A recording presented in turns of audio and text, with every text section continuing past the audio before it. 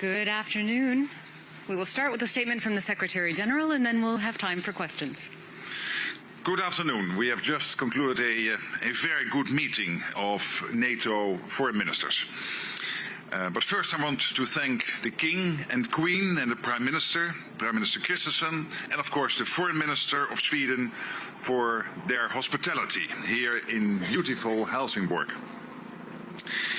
This is the first meeting of NATO foreign ministers hosted by Sweden, which joined our alliance 2 years ago. And the location says a lot.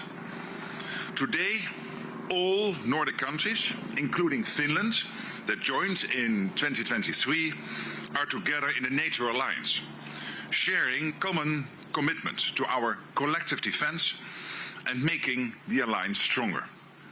And a stronger NATO is what we have been discussing here in Helsingborg today. Because the threats we face are real.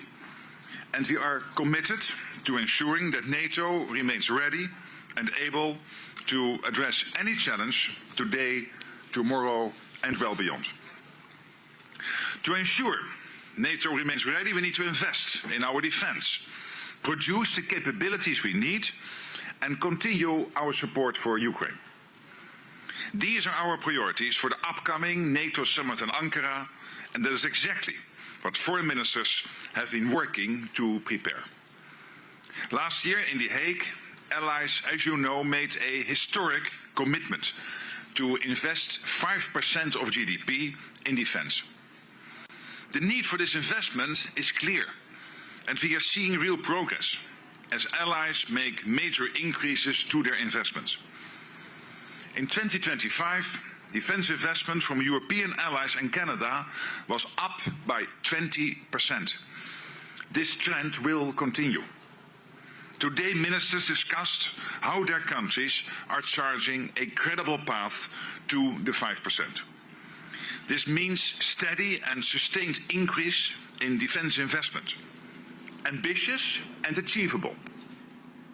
And while increased investment is essential, it isn't an end in itself. It is a means through which we become more capable so that we can further strengthen our armed forces and ensure they have the equipment they need to deter any adversary and defend every ally. We know that today our industries are not able to produce everything we require. So foreign ministers addressed this urgent need to ramp up defense industrial production across the alliance. We need to produce faster and at greater scale on both sides of the Atlantic. We do this best when we work together. And ministers agreed that we must continue to press for continued cooperation across the alliance to boost our defense industrial capacity. As allies invest more and produce more, we are also focused on ensuring that NATO is not only stronger, but also fairer. And we see European allies and Canada taking on greater responsibility for our shared security. And this is crucial. It makes the whole alliance stronger, firmly anchored by the transatlantic bond. I know some have been questioning that bond, and perhaps even questioning the resolve of this alliance to remain united in the face of an adversary. So let me be crystal clear. Allies' commitment to Article 5 is ironclad. Our resolve and ability to defend every ally is absolute. Were anyone to be foolish as to attack us, the response would be devastating. This is a defensive alliance. We are strengthening NATO to deter aggression and to ensure we are able to defend it, if necessary. And this is the path we will continue to pursue. An important part of ensuring our own security is continuing our support for Ukraine. And this was another topic of discussion among foreign ministers. Ukraine's foreign minister, Andriy Sybiha, joined us here on Thursday evening. Russia continues to wage its horrific war and target civilians and civilian infrastructure. Ukraine continues to defend its sovereignty and independence with bravery and ingenuity. And we are working to ensure that our support for Ukraine remains substantial, remains predictable, remains sustainable, and based on Ukraine's critical requirements. The prioritized Ukraine requirement list Pearl remains an important mechanism for delivering urgent support to Ukraine, providing crucial US equipment that makes a real difference on the front lines and helps protect Ukraine's cities and civilians. Allies continue to contribute through this and other means. Ukraine must have what it needs to defend itself today and deter future aggression tomorrow. Finally, ministers exchanged views on wider developments affecting Allied security, including in the Middle East. Iran continues to attempt to hold the global economy hostage by closing the Strait of Hormuz. This direct assault on freedom of navigation and global commerce impacts us all. It is important that countries are coming together around plans to ensure that the strait can be open for transit, including by moving essential assets to the region. This is another clear reminder of how security challenges are increasingly interconnected, and that allies and partners have a strong interest in working closely and proactively together.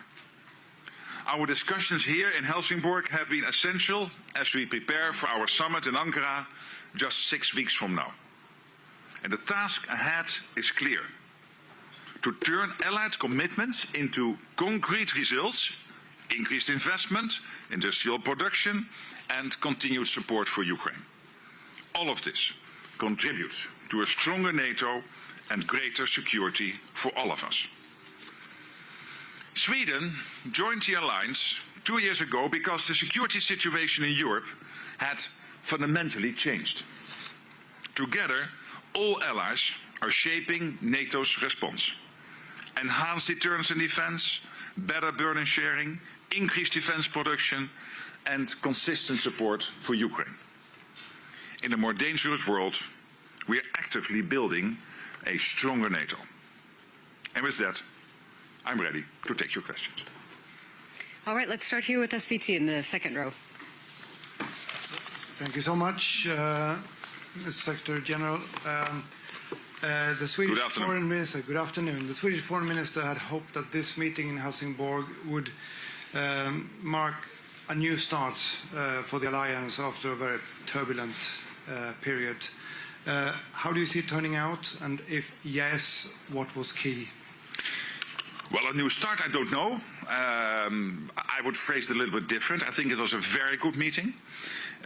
It was a very good meeting where we really were coming together again, and this is a democratic alliance. You will always have debates in NATO. You've seen this, and when you look at NATO now compared to NATO only 1 or 2 years ago, the difference is huge. The spending has gone up, industrial production, the support for Ukraine, the transatlantic bond. I think all of this is in so much better shape than only a couple of years ago. So the NATO is stronger, but today was important because there are always tensions you want to discuss, and of course we have to make sure that the summit in Ankara really delivers, and I have every confidence. Okay, just next to him. Good afternoon. Good afternoon. You advocate for a stronger Europe in a stronger NATO. How long do you think the Europeans have to complete this shifting? And do you see it at the same time as killing 2 birds with 1 stone? A stronger NATO and also the Europeans able to protect themselves without the US should the occasion arise? Thank you. We are not preparing for that last part of your question. So the assumption is, and this is exactly what the US wants, stay involved in NATO very strongly, but at the same time also expecting the Europeans, one, to spend the same as they do when it comes to the overall spending on defense, Europeans and Canada equalizing with the US, but also for the Europeans to take a bigger responsibility for the defense of the European part of NATO, with the US long-term still here when it comes to the nuclear, but also when it comes to the conventional. Don't forget that the defense of the US mainland starts in Norway. And why does it start in Norway? Because these huge nuclear submarines from Russia, if they can pass Norway, can come too close to the American coast, would pose a direct threat to the United States. This is just one example that NATO is not only there to defend the European mainland, but also to defend the US mainland. So we are in this together. But I always felt that it is strange that a very rich part of the world, Europe is a very rich, maybe the richest part of the world, needs the support of another part of the world to defend itself against the Russians, to the extent it has now, where we are over-reliant on one ally being the United States. And what you will see over the coming years is a more equal, is a shift, a gradual shift, where the Europeans take this bigger responsibility, with the United States firmly anchored in the transatlantic relationship. Okay, coming over here, fourth row. Good afternoon. Good afternoon. And Greta Karola from Kauppalehti, Finland. I would like to ask, has Ukraine's growing defensive capability weakened Putin's position? What is analysis in NATO of this? Well, clearly, Ukraine is putting up a strong defense. And when you look at the front line at the moment, it is stabilizing. There are even reports that Ukraine is in net terms regaining territory. Not massively, but at least it is stabilizing. And potentially even moving now in the right direction and not any longer in the wrong direction. So from the west to the east and not from the east to the west.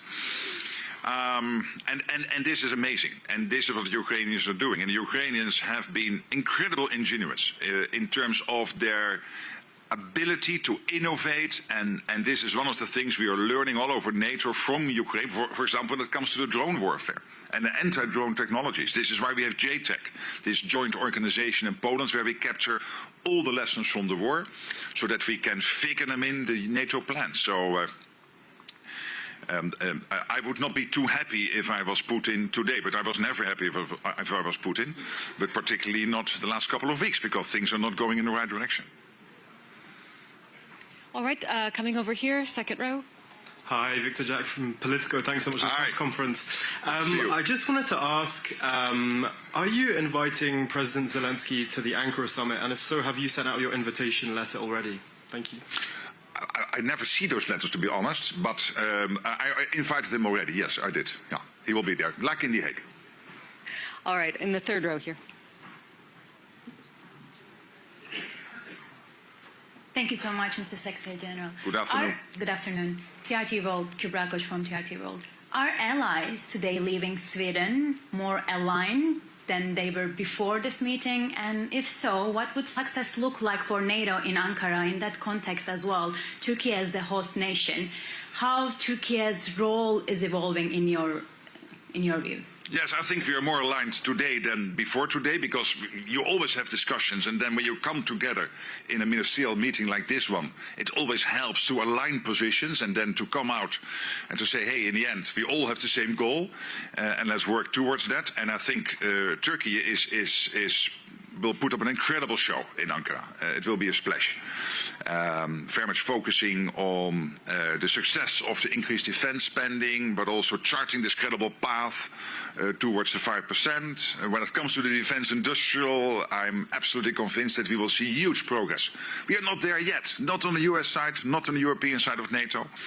We need to produce more, but clearly also the defense industrial base is now making that mindset shift, which is so necessary. And of course here Turkey, with over 3,000 companies, is extremely important, and also a great example of how to organize a defense industrial base. Second row on this side.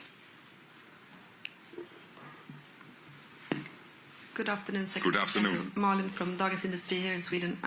You said before the meeting that you want the allies to share the burden of supporting Ukraine more evenly. Did you achieve any concrete results on that during today's meeting? I got a lot of encouraging comments on this. Of course, now we have to see whether they deliver. And I will do everything to make them deliver. But I must say that this was absolutely understood in the room, and all the comments made were very encouraging. Thank you. And just next to her. Yeah. Therese Larsson-Hultin from Swedish Svenska Dagbladet. Has there been any news presented from Marco Rubio in terms of American drawdowns? You talked yesterday about you had some insight and that there might be something this week or early next week. No, what is playing out now at the moment at the level of policy directors is U.S. contribution to the NATO force model. So that is a process now ongoing, but hey, be prepared for this because we know that the U.S. has to think if you have multiple theater threats, how can we make sure that all the capabilities and all the key enablers are everywhere where we need them. And that means that, and this will inform us, whereas European allies and Canada, we have to focus even more than we're already doing in the future. Of course, this is highly classified because we don't want to make anyone any wiser. But this is a process in place. This is nothing new. Everybody knew this was happening, and it has nothing to do with the fact that the US wants to equalize the burden. It has to do with the fact that they cannot be everywhere at the same time. All right, coming now to the front row here. Hi, good afternoon. Good afternoon. Sanna Nygren. I'm wondering, you said earlier that you're not preparing for the withdrawal of USA from NATO. Have you got a promise from Trump or Rubio that it won't happen in the future? And I have also another question. Some Swedes are afraid of that our membership will make us a target in the case of war. Can you guarantee that any ally will not place any nuclear armed plans or ships in Sweden?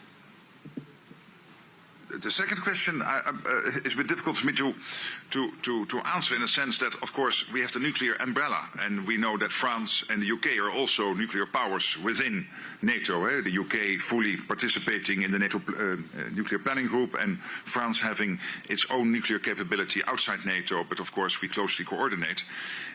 But on your first question, I mean, this alliance is there to protect all of us.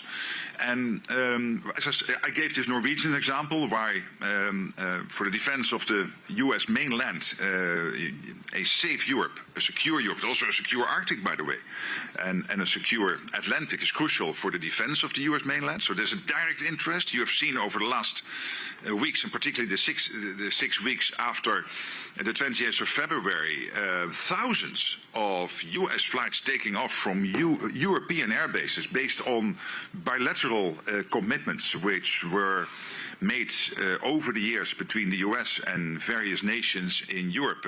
I mentioned the example of Romania, which had to scramble to get some of its legislation changed in a couple of days so that they could do what the US wanted them to do. This is, of course, also Europe as a platform of power projection for the United States, clearly visible in action in between the end of February and mid-April till the ceasefire.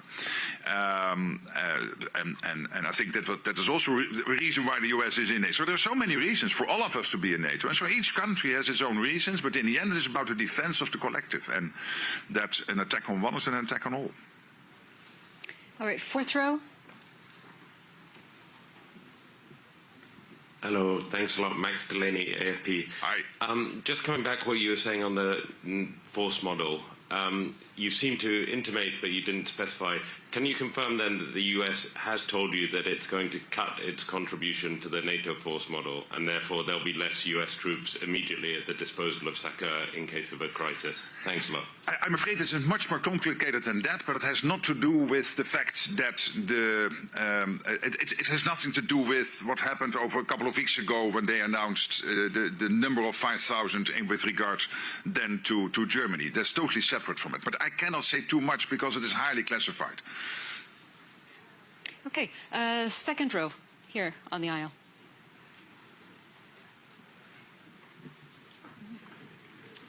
Good afternoon. Good afternoon. Mulasmal, VG Norway. So before Secretary of State Marco Rubio left for Helsingborg, his statements included deep disappointment with NATO allies and their failure to support U.S. efforts in Iran. Is he now leaving Helsingborg less disappointment, and were any hard commitments made from NATO allies beyond offering support for the bigger cause of no nuclear weapons in Iran? What are the specifics well, the specifics you have seen over the last couple of weeks, the French-British initiative, the American initiative of freedom of navigation. Today, all allies were absolutely clear that freedom of navigation is a key principle. Indeed, that Iran cannot get its hands on a nuclear capability. This is a long-standing principle of NATO. As I said before, when I visited the White House early April, I also absolutely sensed the disappointment. It had to do with two things. One is that in some cases it took a bit of time before European countries were able to implement all the previous made commitments to using those bases in case of a US operation elsewhere where they would need those bases. And what you're seeing at the moment is that all over Europe, and this is from Portugal up to and including Germany and Italy and France, United Kingdom, and Greece, I'm not going to mention the whole list, Romania, Bulgaria and many others, that thousands of flights have been taking off over the course of the war against Iran. US flights. All over Europe massively. So that was one disappointment, which I understand, but I was also, I think, early able to explain that massively Europeans are doing what they committed to, and this is not NATO, these are bilateral commitments, but still very important. Then when it comes to the Strait of Hormuz, when it comes to the next phase, you see now quite massively Europeans hearing the message from the US and pre-positioning essential equipment, ships and uncrewed systems and all kinds of other important contributions to in that next phase when it comes to the Strait of Hormuz. And this is acknowledged by the US. I'm not going to speak for Marco or how he leaves here. Of course, he could tell you yourself. I don't think that is my position, but I think clearly European allies heard the Americans. Coming over to this side, fourth row.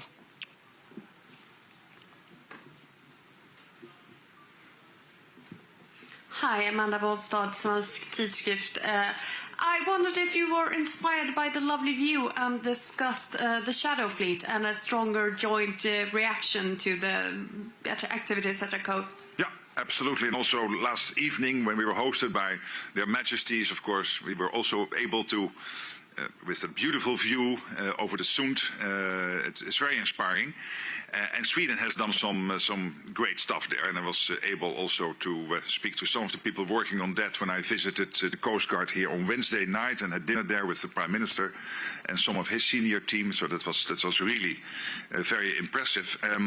We discussed it today, absolutely. I recalled again the initiative by the French President, starting with the European Political Community meeting in Copenhagen in October, for the Europeans to be more forward-leaning in terms of trying to do everything to pose strategic dilemmas to the Russians when it comes to the Shadow Fleet. And already we're seeing, and I cannot give you too much information on this, but I can assure you that the Russians take note of this and that it is a big irritant to them. Including having for these ships to, making it much more difficult, let me phrase it like that, for Russia to keep that Shadow Fleet sailing. And we will constantly discuss how we can do more. Okay, all the way in the back.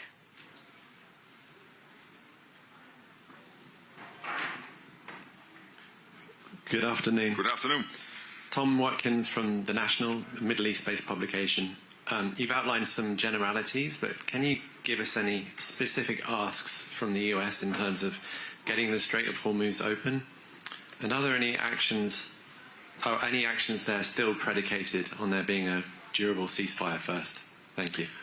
Again, these discussions are ongoing. You have seen, of course, the French and British initiative. This is not NATO. This is the two countries working together. Which I think it was over 40 countries signing up to the declaration a couple of weeks ago. You see now quite massively, for example, when it comes to mine hunting or demining equipment being pre-positioned. This is something, of course, where Europe is strong at. The US is not that big when it comes to demining, but when it comes to Europe, there are a lot of of assets, and a lot of those assets are now being prepositioned. You know that the Charles de Gaulle is now close to theater, so the French are massively there. But of course, this is an ongoing discussion within that coalition, where NATO listens in, but of course is not leading that. It's really led by the French and the Brits, and also by the Americans. The freedom of navigation construct, which is their call for arms. And what I'm saying here is that where there was disappointment, I really believe that Europeans have heard the message. All right, first standing on the aisle. Good afternoon, Jens Fransen, VRT. Hey. Goedemiddag. Goedemiddag. Quickly in English, but I'll translate in Dutch. Due to budget restraints, the Belgian government, for instance, says, contrary to what is promised in The Hague, we're not augmenting to 3.5%, but we are flatlining on 2%. What would you say to, for instance, a Belgian government? De Belgische overheid heeft beslist, wij blijven op 2% in de plaats van te stijgen naar 3,5%. Ja, wat zegt u dan tegen zo'n Belgische regering? Well, let me first of all acknowledge, do you want me to do it in Dutch or in English? In Dutch. In Dutch. Laat me allereerst, sorry, voor jullie. You can watch television, Flemish television and hear the translation. Laat me eerst zeggen dat ik onder de indruk ben wat België gedaan heeft. Want jullie moesten een gat dichten van ergens 1,4, 1,5% naar 2%. Ik zeg uit mijn hoofd 4,5, 5 miljard erbij in defensieuitgaven in 2025. Dat is enorm. Ik kan me heel goed voorstellen dat België zegt even uitrusten, moet dat geld ook uitgeven, moet de defensie-industrial base ontwikkelen. Maar wat ik terughoor van Theo Franke en ook van Maxime, de minister van Buitenlandse Zaken van de premier, is dat er een absoluut commitment is aan de afspraken in Den Haag. Dat is dus inclusief de doelstelling om op een geloofwaardige wijze naar die 5% toe te groeien. Okay, we just have a couple minutes left. We'll go to the fifth row on the aisle here.